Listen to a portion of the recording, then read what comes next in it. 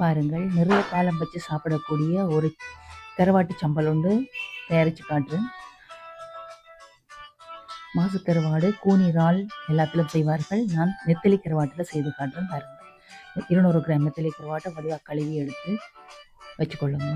தேங்காய்ப்பை பாதி பெரிய தேங்காயை துருவி வறுங்கள். நல்ல திறமாக பொன்னிற பூவாக வரும் வரைக்கும் பைத்தமணி நேரத்துக்கு சுடுற அளவுக்கு, பைத்தமணி நேரம் சுடுறதுக்கு அந்த நல்ல இதாக வறுக்கிற அளவுக்கு வருங்கள்.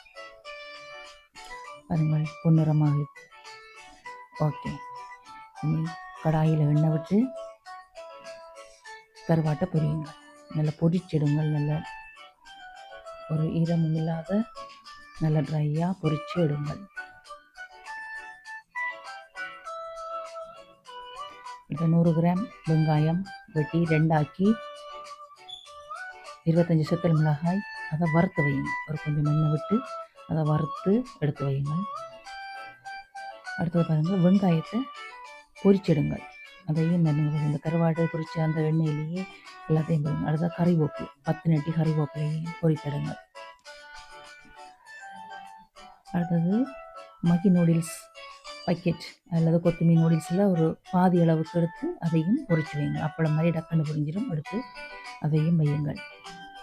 அதுதான் வறுத்த தேங்காய்ப்பு. பாருங்கள், வறுத்த 25 செத்தல் மிளகாய்,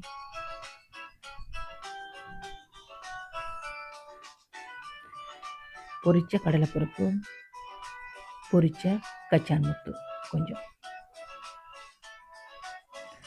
பொரிச்ச வெங்காயம், பொரிச்ச நூடுல்ஸ், பொரிச்ச கறிவேப்பிலை, இவ்வளவையும் மிக்ஸ் பண்ண போகிறோம். பாருங்கள்,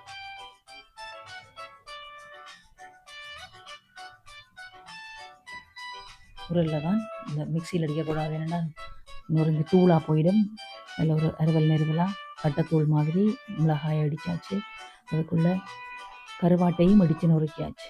தேங்காய்ப்பையும் போட்டு அடித்து நொறுக்கி எடுத்தாச்சு. அதுக்கு மேலே நூடுல்ஸ், கடலை பருப்பு, கறிவேப்பிலை எல்லாத்தையும் லேசாக அப்படியே போட வேண்டியதான். வெங்காயத்தையும் மேலால் போட வேண்டியதான். அதெல்லாம் முறிக்கக்கூடாது.